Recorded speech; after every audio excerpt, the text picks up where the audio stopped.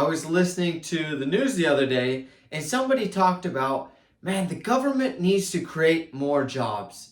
And just something in that just sounded off. And I was like, what do you mean the government needs to create jobs? And I started thinking about like, how are jobs actually created? And I started going through the logic of like how they're actually created. So let's walk through how jobs are actually created, and then we can talk about the question of does government need to create more jobs? Okay.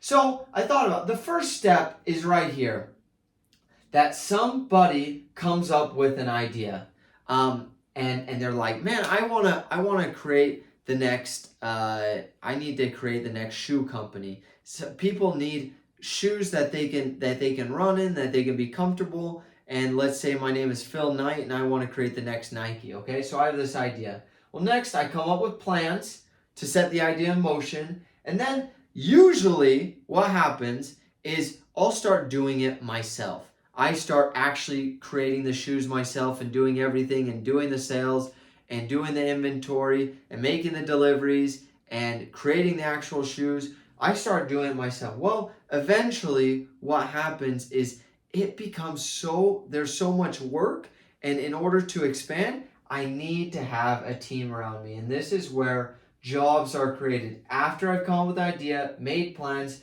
started doing it myself. Whoa, I almost tipped over, Ross. After I did all these steps, then I get a team together and I hire employees to come on the team and start working with me.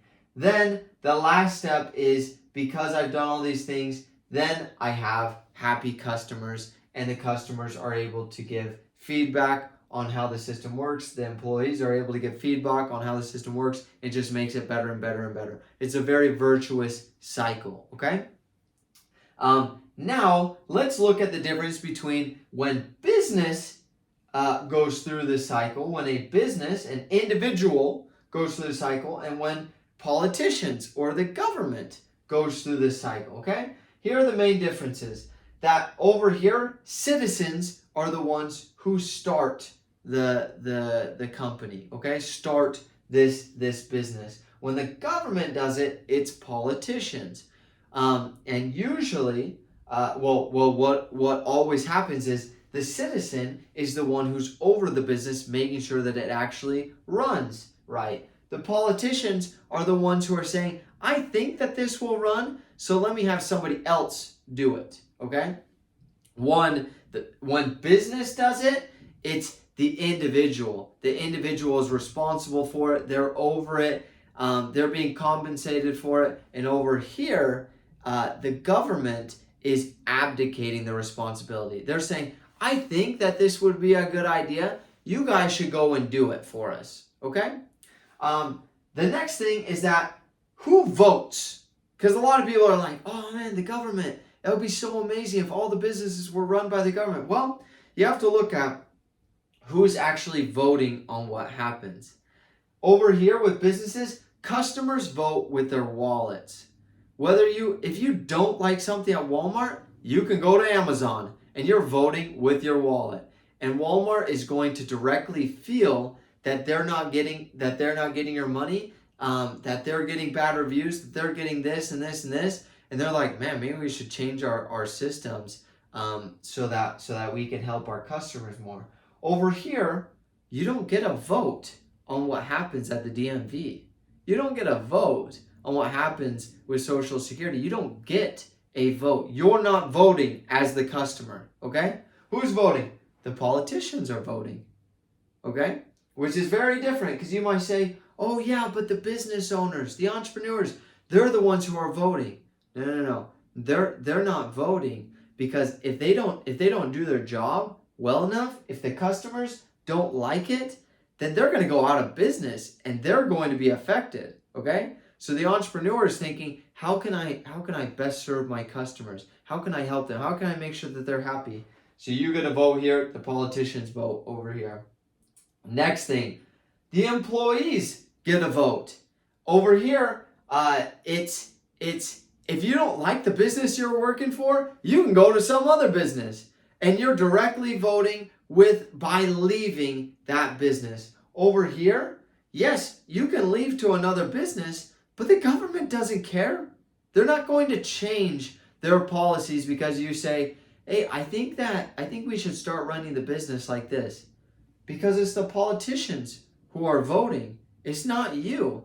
Over here, if you leave the business, it's going to directly feel and be like, man, maybe we should change something that we're doing, or we're going to go out of business. Okay?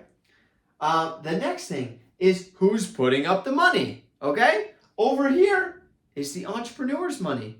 If you go out and start a business, if you're Phil Knight and you're starting out Nike, you're putting up your own money, your own reputation. It's your own capital that you're putting up. Over here, who's putting up the money for the government? It's the citizens.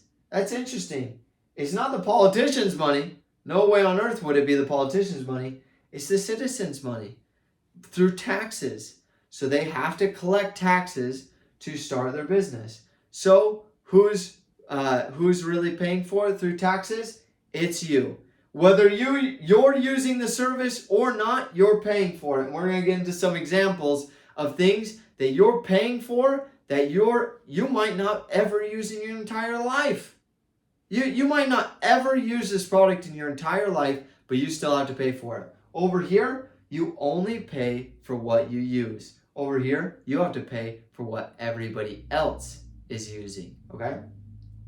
And then over here, it's based on competition. The next thing is competition. You can have several different competing shoe companies, and they're all competing for who's the best and who likes them the most. And the customers that buy from them the most are saying that they like that company the most. Over here, it's a monopoly. You don't have the choice of going with another company because we're the only company allowed in this space. That's when the government gets involved. And a side note is a transition from capitalism to communism. The in-between is socialism. And in between, it's like, okay, yeah, we'll allow some businesses, but we're also going to take part. We're not going to get rid of all the businesses. But then as they take the next step to communism from socialism, they inevitably get rid of all of their competition. So there is no competition. It's a monopoly. So whether you want to get bread, if you want to get bread, you have to buy from us as the government. There isn't any other shops. And what do monopolies cause? Monopolies cause the quality of products to go down because you don't have to improve. Over here, you have to improve because the customers are going to go somewhere else if they don't. Okay? Let's look at some examples of what we just barely talked about. Examples over here. I'm just naming off some of the businesses that you already know. I'm sure you have many businesses in your community that you can think of. Some of the notable businesses are Walmart, Amazon, Netflix, Starbucks, and all the local businesses. These are all examples of where citizens are starting it. Customers are voting on what happens. Employees are voting on what happens. It's the entrepreneur's money, and there's lots of competition. So if one of these businesses stops producing at the level that employees want, then they're going to go somewhere else, and these guys are going to go out of business. Now let's look at examples of when the government runs businesses. The DMV. Do you ever get a say in what happens in the DMV? Like, do you ever if you say, "Hey, I don't like your customer service," are they going to be like, "Oh yeah, of course, we'll change what we're doing"? No, because politicians are the ones who are voting what happens, not the customers and not the employees. Social Security. Whether you like it, whether you actually use it or not, it doesn't matter. You still have to pay for it. Same with Medicaid. Same with Medicare. And a lot of people are like, oh, yes, but we need to help those who can't help themselves. And the most beautiful system that we have for that is capitalism, is businesses making products and services for everyone. And so there's a market. If there are people to serve, there's an open market, and people will naturally, it's natural law, people will naturally want to create a business in order to help those people. So these people are like, we need to help the poor and the helpless. They, instead of going into government and forcing government to create a business, they can come over here and they can start a business for all of these amazing reasons over here. And the last one is the Federal Reserve. You don't have competition with the US dollar. It's illegal to compete with the US dollar. Now we're seeing some things come out recently, like Bitcoin and all the cryptocurrencies that are starting to compete. The government doesn't like that, doesn't like competition.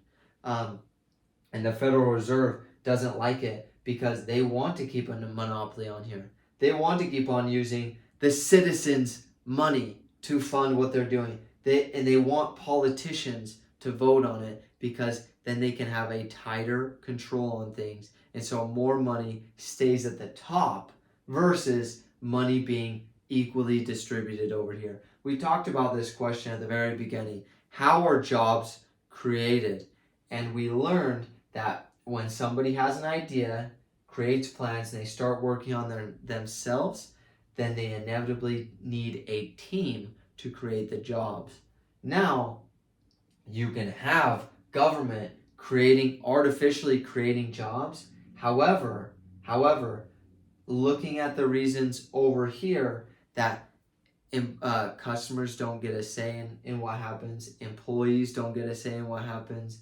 It's the citizens' money. You're paying for it whether you want it or not, and they have a monopoly, and so the quality of service goes down because you don't have competition.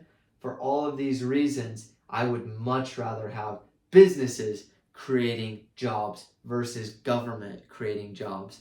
I love to hear what you think. Please leave a comment below, and I look forward to it.